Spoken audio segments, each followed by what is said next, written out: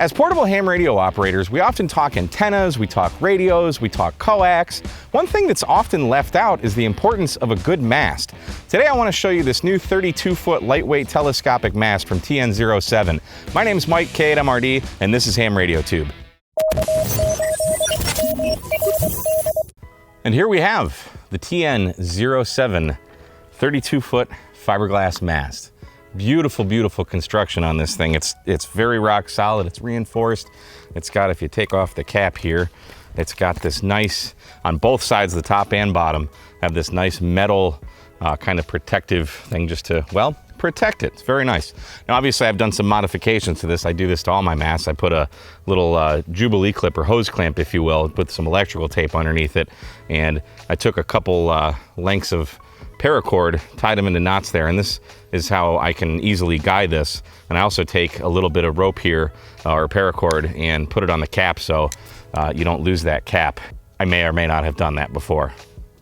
At the time of this recording, it's currently selling on TN07's website, which is TN07.com, for just under $140. They're located right in Tennessee, so it is an American company, so that's always great. The mast is made with heavy-duty reinforced fiberglass. Now, I don't really know what that means, but I'm going to show you here in a minute. This thing is rigid. Its collapsible design extends 31.5 feet, and when it's fully collapsed, it's 45 inches. The outer diameter of this mast is just a touch under 2 inches, so it should be able to fit in a lot of the kind of rollover car mount thingies, if you know what I'm talking about. So it's not too wide. I have a couple masts that are wider than what will actually fit in those drop-in, drive-on mast holders, so this should work fine for that. The mast weighs 4.3 pounds, and it has this awesome little swivel on top here for connecting antennas to. This is really great. I like this feature a lot. Now let's talk construction of this thing. This is this is heavy duty. This top section alone is probably 3 or 4 times as thick as some of the other portable masts that I take. So what that means is when you extend this all the way up and you've got some weight on it, it's not just gonna bend over like a fishing rod with a marlin on it. It stays quite vertical. This thing is really, really rigid. This is meant, you can put some weight on this thing. I like it.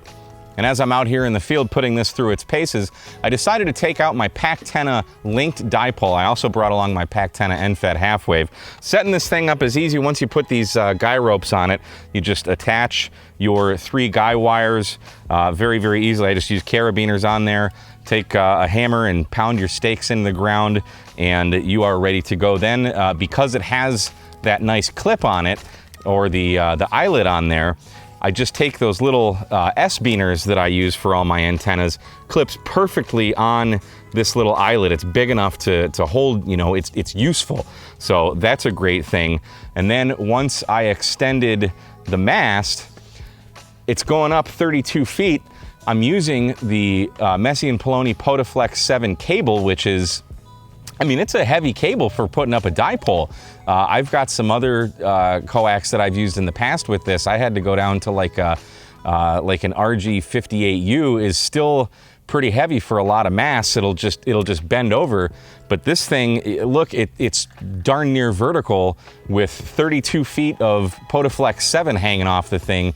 This thing is just rigid. Now, I did put the coax inside one of the eyelets for the guy rings just to keep it a little closer to the mast. That helps keep it a bit vertical.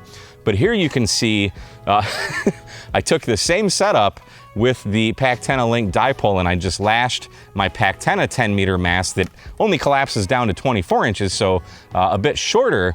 But as you can see here, that mast did not fare very well with all that weight with the coax and the dipole. They're just pretty much unusable with that. You'd have to go down to a much lighter coax like an RG316 or something to get the same results out of this, which is, you know, not bad, but it's awesome that you can have a mast that's just this strong. It'll hold up to pretty much whatever you throw at it.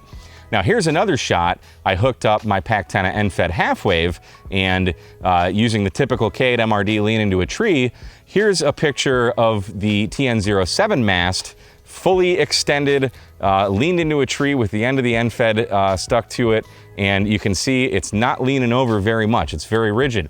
And then we take a look at the Pactena 10-meter mast, and it is, I mean, again, it's bending over like you got a frickin' marlin on the thing. So having a good, strong antenna mast, while you don't always need something like this, having something like this in your arsenal, depending on what kind of antenna you're going to deploy, depending on what your operating conditions are, it's just a great thing to have in the mast. So I just wanted to show this to you guys. I've been playing with this a few times over the past couple weeks. I actually got this at the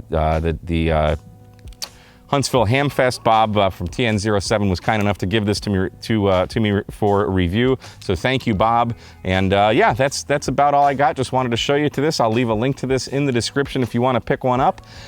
And until next time, we will see you again on another episode of Ham Radio Tube 73, guys.